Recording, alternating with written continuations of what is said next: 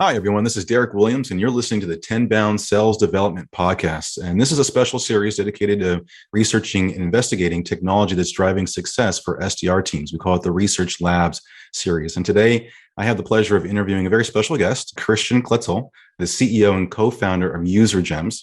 Now, I'm a big fan, which you'll learn in this interview, of UserGems, because many of you know how difficult it is to find trigger events and help in our SDR outreach from that respect. But UserGems has made it really easy, particularly around job change trigger events. So we're going to unpack that.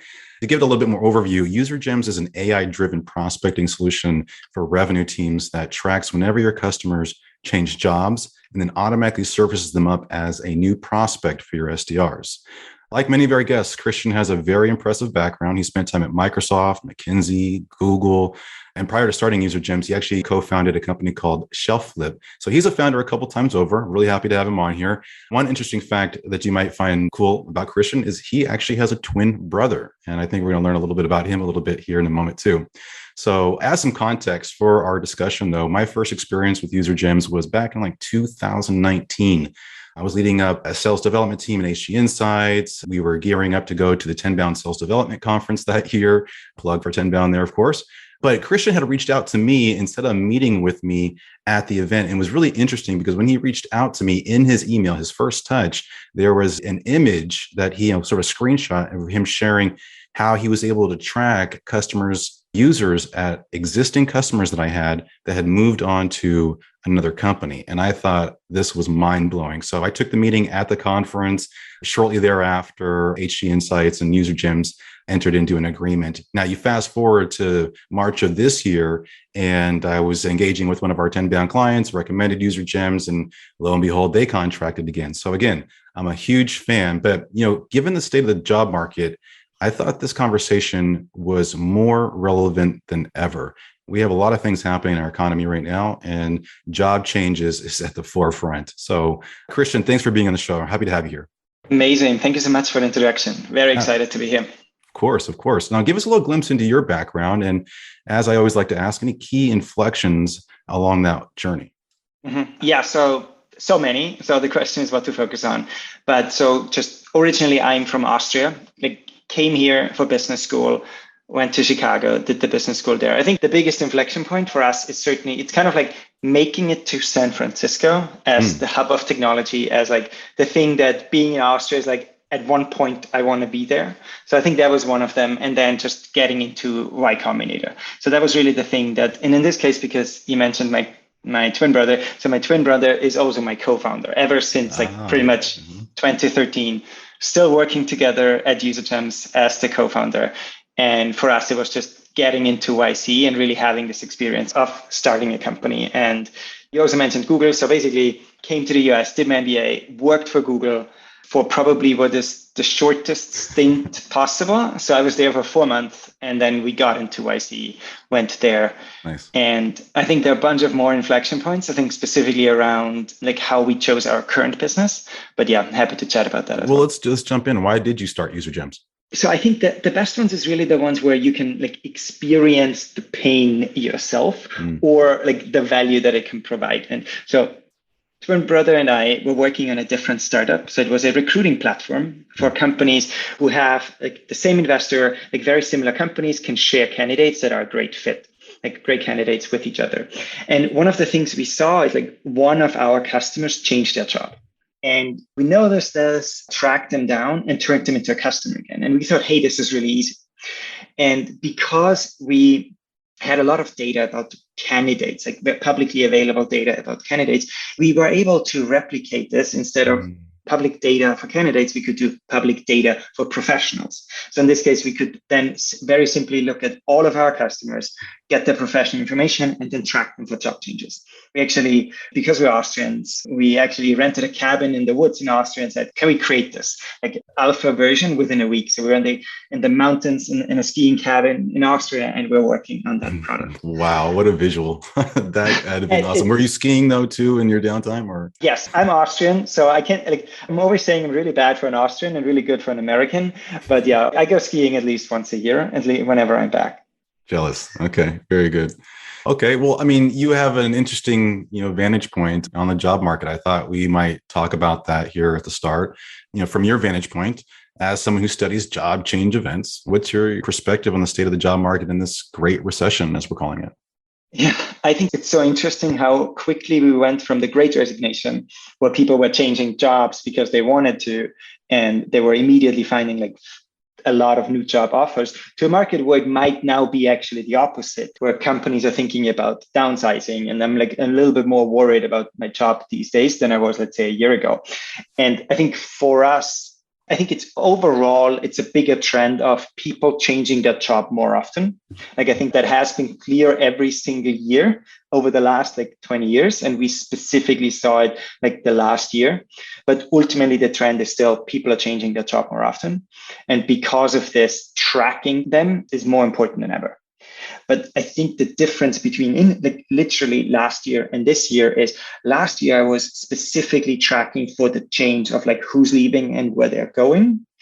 And this year it could actually be a little bit more important to tracking who's actually leaving. So kind of we're looking at both elements. On the who's leaving element, we look at churn prevention. So this is my champion. He loves my product, and suddenly this person is gone. What does this mean to my churn prevention? And then on the other hand is where this person is going, because that's a sales opportunity. And last year we were looking at both. This year, especially on the churn prevention, but certainly also as this person finds a new job, where they're ending up. There's a lot of noise happening in the space right now about the job markets and what's happening. And most often what we're talking about is, what you mentioned earlier about there being so many offers, and the leverage is in the employees' hands now, and the employers are having to adjust. And now it seems like overnight we are, facing a recession as opposed to the Great Resignation. So it seems pretty finical. And I just, very keen on understanding how that's going to affect sales and outcomes for teams. But let's go back to the top here a little bit. For those that are, new to UserGems, why is it important to track job changes as a sales professional? Why is that sales trigger so materially important? Mm-hmm. Yeah, absolutely. Yeah. Just talking about, in a sense, what we do is, we get the list of a company, here are my champions, my power users, and then we track these people and let you know where they're moving to. And I think if you look over the shoulder of, let's say, the best sales rep, the best SDR that the one thing that they're always doing is they track their own relationships and they track their own customers. So they're already doing this manually on LinkedIn. And the reason they're doing this is because it's one of the most powerful sales plays. If you look into it, you have 5x response rate. We see ourselves response rates of over 50% across all of our customers. It's always 5x the response rate that you typically see. And then if you look at the opportunity rate, it's somewhere in the range of 3 to 5x the typical opportunity rate. And it totally makes sense. This person already knows their product. So much of our work as an SDR is actually getting through the noise, right? There's so many vendors that are reaching out. So how can I get through the noise? So the number one thing is actually, what is a relationship that I have to this person? And the best one is I know this person, they know my product, because then it's just more a conversation around, could this product be interesting for you at the new company as well? Right. So, that's definitely talking about, contact tracking. Now, what is account tracking and calendar tracking? I noticed that on your website as product offerings. Yes. So contact tracking focuses on the individual, this person knows the product, and I track the individual. Account tracking focuses more on my target accounts. So I want to know what is going on in my target accounts. And it's very interesting because it's kind of very similar, but let's assume this company, a new CMO joins, or maybe a CMO leaves, or maybe a VP of sales joins. These events, these trigger events, means that there is now movement in which tools they want to buy and evaluate. If a CMO joins, there's actually a statistic that says, in the first 90 days, I'm using 70% of my yearly budget. Wow. We all know this, right? If we start a new job, we want to make an impression. And I knew it was staggering, but 70% of their budget for the first year. Let's underscore that. Okay. So it's I want to get in there. If I'm a vendor, I want to get in there. There's so many reasons why, right? But we all know the uphill battle. If my competition is already in there, they already painted the picture of what the product should be doing. So now it's an uphill battle. So to start with, I want to be first, but just generally because there's so many budget evaluations going on the first 90 days, the earlier I can act on this, the better. So, and I think this is then where like it kind of like account tracking is a lot focused on kind of like a job change into my target accounts or a little bit out of it. But yeah. Wow. Okay. That's massive. And we knew, job changes were critical for outreach as an SDR, but there's some data here that supports that. Now, I again want to kind of change the paradigm a little bit because we're talking about new customer acquisition and we're talking about tracking happy customers. But what about those deals where there's maybe not so much of a fan blocking the deal, right? And then they finally leave the company. Wouldn't an SDR want to be able to maybe reach out to the person who's newly incoming to that target account as well, kind of switching, the penny over, if you will? Does that make sense? Yeah. And I think there are two elements here, right? Okay. Like, so would we track like in open opportunities or maybe even in closed lost opportunities, we track those people as well. And as you say, this could be because like they had a good experience. It just maybe they didn't have budget. Maybe it wasn't the right fit and they could be the right fit at the next company. But as you say, this could be the detractor. And then I flag them differently. And then I want to get notified the second they left. And I mean, I know that like we literally closed a deal this month where exactly this happened. So the detractor left, we got a notification and like we were celebrating, okay? And then we closed that deal. But on the other hand, I think that it's also really important that where's this person going? And like, there's obviously a danger if, let's say, I'm prospecting to this account, but there could be an equal danger if they join a customer account. Because now I know like this is where it's like, this is where we send notifications to the customer success manager. Like make sure, like obviously you should always be engaged with accounts that are assigned to you. But if a detractor comes, like this is now high alert and I need to go in and make sure that I convince this person now with like live data in a sense. Wow. Yeah. This whole time we're thinking about champions and, detractors, but detractors to a happy customer and then watching that NPS score go down as a result, maybe, gosh, that would hurt. But, is there things that you suggest that companies do if a detractor was to join? I mean, that's just organic here in this conversation. I mean, how do you advise that you manage that situation? Yeah, I think it's mostly around like in the customer success, we have our playbooks, like first quarter, we do this, second, third, do this. And I think typically we focus on the first quarter and the fourth quarter, right? Like on onboarding and then on renewal. And in this case, it's just really important that the second I learn about this, I go in and have my proactive meetings. And because the good thing is in a sales conversation, all I have is a vision. Like here's how successful the company can be. But the good thing about if they're already a customer, I can directly address to him with like, here's what we've achieved together. And here's why we want to have a happy future together. So you're in a different situation, in a better situation. But the important thing is certainly that act on this as quickly as possible. Yeah, being able to be aware of it so you can be proactive and get in front of it and plan accordingly. You might be able to mitigate something as a result. Good call out there. Now, one thing that I see that UserGem touts is that you update millions of contacts every month and customers will always have the latest data. So, anybody who's bought data before and implemented it into their business has a story to tell and mostly good, I think, and sometimes not the greatest. So how do you originate your data? How do you ensure it's accurate? And third layer, how is it different from buying data from like ZoomInfo or LinkedIn? Yeah, absolutely. And I mean, I even mentioned like the best reps, they currently do this on LinkedIn. Taking this one question at a time, but I think just focusing on LinkedIn and ZoomInfo, the two big ones question we get all the time. So LinkedIn obviously has all the data. Like the problem is less actually about having the data. It's more about creating a workflow that automates as much as possible. LinkedIn wants you to stay in LinkedIn and they send you really good notifications, but that's it. And then there are so many more manual steps that I need to be doing in addition to actually not having the professional email address. And so we can talk like for us, like 90% of our CSM work is actually making sure that if a job change happens, someone actually actions them. And for us, it's the whole difference between being successful with UserGems and not. Like if we give you a job change and if we don't have the right workflows in place and the right training, then ultimately it means that you're not going to be successful with UserGems because like if this job change is sitting in your Salesforce then nothing happens with it. Data is table stakes, as you mentioned. Yeah, so data, like it's not completely the case, but we assume it, like if we assume data is table stakes, it's all about the workflow. And especially as an SDR, I have so many different tasks that I need to be doing, so many different tools that I need to be logging in. So if someone tells me, hey, like in addition to all these tasks that you're already doing, please also go into LinkedIn 14 times a day and check for job changes. Then I maybe do this the first 3 days. And at some point I stop doing this.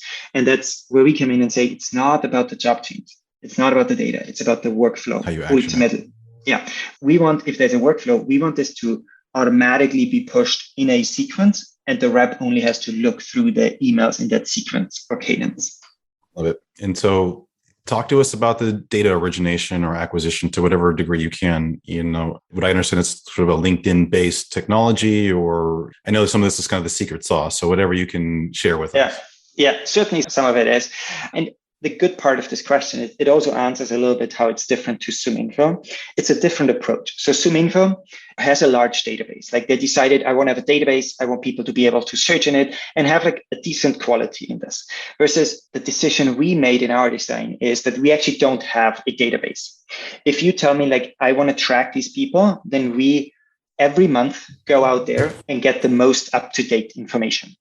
So it's not a database. It's kind of like, we know that this is the most up-to-date information that we provide. So, and the data origination for us is we go out there, we query, we Google, we have publicly available information from LinkedIn that we scrape. So it's a combination of a lot of like public data, but the important part is it's public data that is always up to date.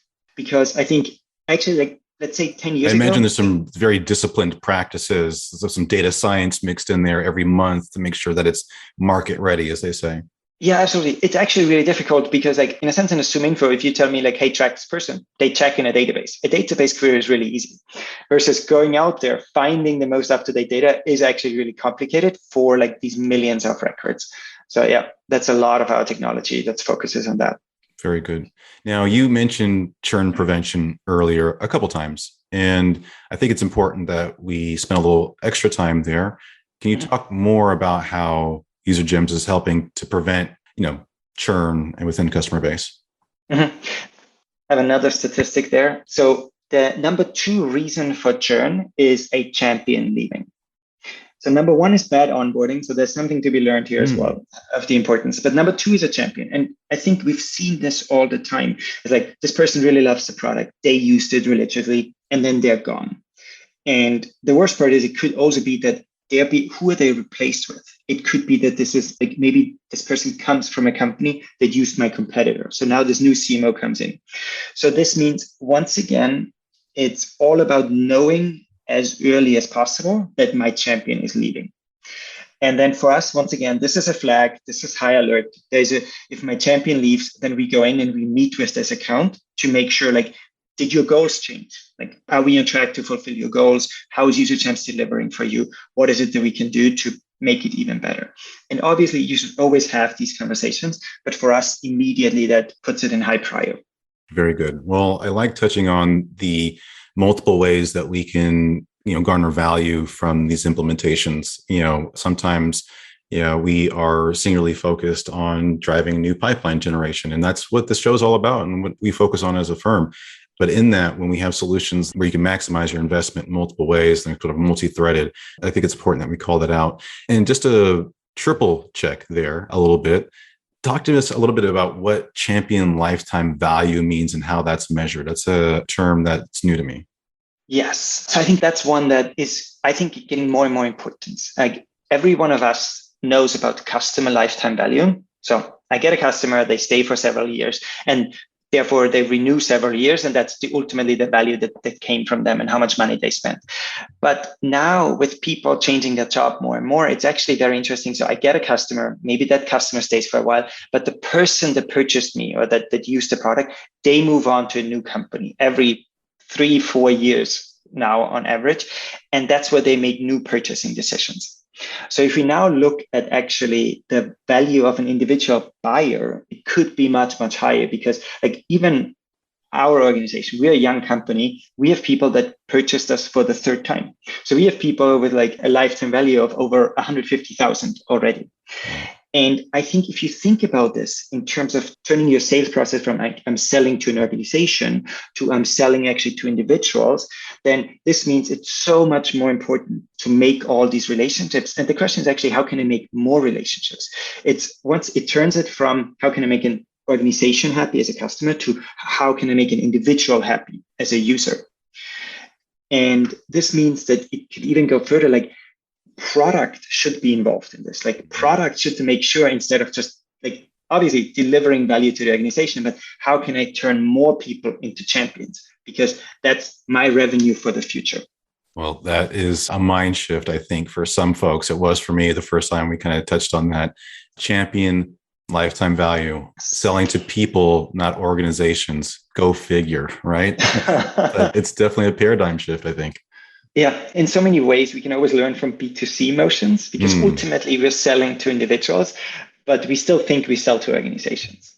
True. Okay. Well, let's switch gears. If I was an SDR at an organization that had just adopted UserGems, brand new, day one, like, what do I do? How easy is it to get going on UserGems if I'm an SDR? Yeah. So, I mean, preferably we work with your like sales leadership team and with your RevOps team to set everything up in the background. And that's where really this kind of like the data is table stakes and it's all about the workflow. So preferably we set it up in a way where if there's a job change into your target accounts, that they get pushed into your outreach sequence automatically. So which means I, as an SDR, I get a notification, I go into outreach, and then I see the prepared email that says, hey, your experience with us at like your past company. And then for me, I want to go in, I want to maybe check out like how good of a customer was this person, like any NPS score, any usage that I have. And I can say, hey, congratulations on the job change, really awesome switch. Notice you used us here. Since then, we've added these two functionalities, one of which could be really interesting for a new company. So I can add a little bit of a personalization in this, and then I hit send. And this whole email, like it can be automatic, but it's actually very, very easy to like add some personalization and then expect a really big. Well, you have the context. The context has been created effectively. So yeah, it should, there's not a whole lot more additional research that's needed. You already know who the person is, where they're coming from, and kind of the stuff that we typically layer in for relevance. So, I love that. Now we're going to talk about integrations too. And I think that double clicks on the workflow piece. So you have a native integration with Salesforce. I noticed that you also have Outreach, SalesLoft, HubSpot, Slack, and some marketing automation tools. Can you talk to us a little bit about the Salesforce piece a little bit? Is that using like Flow, Process Builder for those workflows? And is your team doing that for our Salesforce admin, or are you holding their hand? Can you get a little tactical for me there? Yeah, absolutely. So we want to deliver a white glove service. So, I mean, we're fully integrated in Salesforce. We have an app on the App Exchange you install, and all the elements are already there. So there's already a flow there. But we book time with our Salesforce admin and we set it up with you. It's basically, and really that factor differentiates, like I would say, us or like the success we're seeing. Because ultimately, as mentioned, the flow is actually the most important one. And one of the really good things, like if I want to be like this grade A student as an SDR, what I can actually do is so our integration, it not only pushes into Salesforce for outreach, but it also shows me on my target accounts a list of all my past users. So this means that if I'm selling to this organization, I can see, hey, like I have already 4 past users in here, which means obviously I reach out to these 4, but I can also reach out to the manager, for example. So if I have, let's say, 4 AEs that joined this organization, and let's say I'm SalesLoft, I have 4 AEs that used SalesLoft at their previous company. I reach out to the AEs asking for an intro, but I can also reach out to the VP of sales and can tell them, hey, it looks like 4 people already used SalesLoft in the past. And now, like, this means that they can immediately get started. Like if you purchase SalesLoft, these people are already up and running on the first day. So very high adoption. And this means that in pretty much every account, I can have a very personalized outreach to pretty much every person. I love that. What you just described sounds like we, in the enterprise and in mid-market motion, you're trying to create groundswell a lot of times within the account. And one way you do that is creating hallway conversations where you get internal stakeholders talking about your solution or that use case. And, that's key right there. What you just described, I think, would probably be an email forwarded to those 4 AEs and say, what do you think about SalesLoft? Should we bring it in? I love that. And if we're all about making that relevance and research as smooth and easy as possible, what we just heard about that workflow and connecting the dots all the way to the sequence from identification through staging and through to the engage element in the framework, it's all happening automatic in the background. And you can have an automatic email go out. You can insert some mild personalization if you like. It's really up to your discretion. But that workflow is what, in that automation is what really gets you that scale and gets you to, sort of 2x, 4x, 5x, 50x, I've heard, with your results, right? Yes. Yeah. And I love this, like the groundswell, and we want the water cooler conversations. I love that. I need to add that into our sales conversations. There you go. It's exactly what we're trying to achieve. Yeah. Very good. So as we kind of close or round the corner, I should say, talk to us. If I'm a sales leader, a go-to-market leader, and I have an SDR team, a sales team, that could benefit from a customer success team, for that matter, as we talked about, right? Revenue operations, whatever the role is. If I'm thinking about bringing UserGems into my environment, can you talk to that person a little bit about how the pricing is structured? You don't have to give us a quote, but how does it work? So we price based on the number of job changes we identify. So it's really like how close to the value can we be that we provide for you. So typically what we do in our conversation is we walk you through like who are the people you would want to track. And it's typically you obviously think of opportunity contacts, like that's a given. But oftentimes we let you think like who are the power users? Like in our case, the SDRs that love the product, we track them as well. Might not be a decision maker at the next job, but they can certainly influence. So we work with you on who are these people. And then we actually, like, you can send us a list and we identify how many people have changed. And typically it's somewhere in the range of like 15 to 25% of your people of your users, champions have already changed. And based on this, we then make a quote for you, but we charge per job change. And it's like in the like single dollar range of what you, in a sense, per this like high quality lead that we provide for you. And how are customers measuring success with UserGems? It's all about the closed one. So what we do, like we have a dashboard where we show you, here's the number of opportunities you've created, and here's the revenue you've created. And really that is the important number. So direct attribution to UserGems, not just a before and after statistic.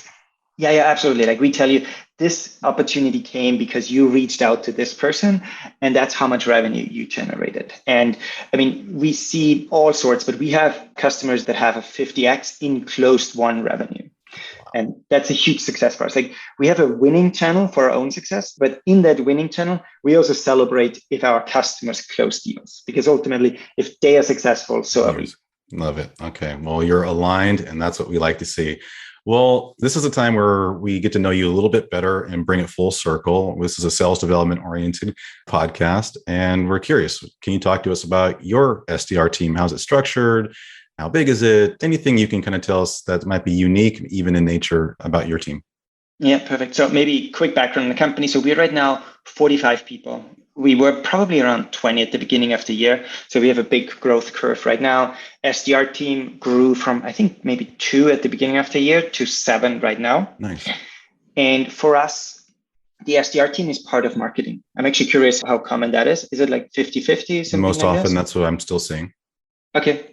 Because for us, it's all about like demand generation, and whether kind of like it's inbound or outbound. Correct. That's marketing. And therefore for us. And stage as well. I feel like stage of growth matters in the business maturity. Okay. Interesting. Yeah.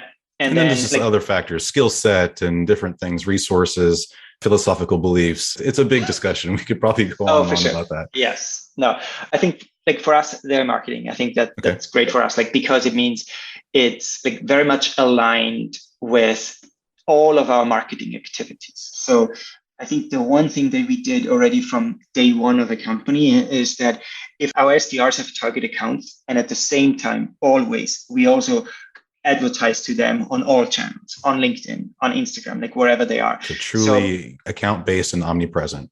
100%. And it makes all the difference, because like if they are calling a prospect, they can assume that this prospect saw our ad. Like we follow you, we find you. And therefore it makes the life of the SDR so much easier, because like I can have a conversation, they have a small picture already from us seen. Like the email that I sent you of like, hey, like we found a job change based on the person that gave you a testimonial. So we go to the website of this company, go through the testimonial, find a job change that uniquely said like, hey, I love your company. And then we put out an ad of that. And so the SDR already can assume that the person they're talking to already saw this. And it's a much, much easier conversation. Brilliant. And, drinking your own beer, leading with your own offering. Well, I guess in closing, is there any other technology that is supporting your team? We definitely want to investigate technologies driving success within SDR teams. Is there a technology that your team is using to drive success as well? Yes. So we are all about relationships, right? So in our product and what we are doing, and there's a really cool product that we are using for relationships, specifically like also actually investor relationships. So it's called Cabal. And what we do there is when we have target accounts, we can look into who of our investors has a connection to the sales and marketing leaders of our target accounts. And if there's a relationship, then that's actually the first thing we do. Like we reach out to the investor and say, hey, we're targeting this company. See, you're connected to the CMO there. Could you make an introduction? Yes, you are all about relationships. And, for those that are listening and you're wondering what's the best way to gain access into a new account, it's through an introduction. And what Christian just described sounds like a great tool that can help with that. This has been very enlightening, I think, for anybody who hasn't already heard of UserGems. Where can they find you? How do you suggest they reach out and get started with UserGems? Absolutely. You find us on usergems.com and hopefully on the ads that you're seeing on LinkedIn if we're targeting you. And then if you have any questions for me, it's Christian, like the religion, at usergems.com. There you go. All right.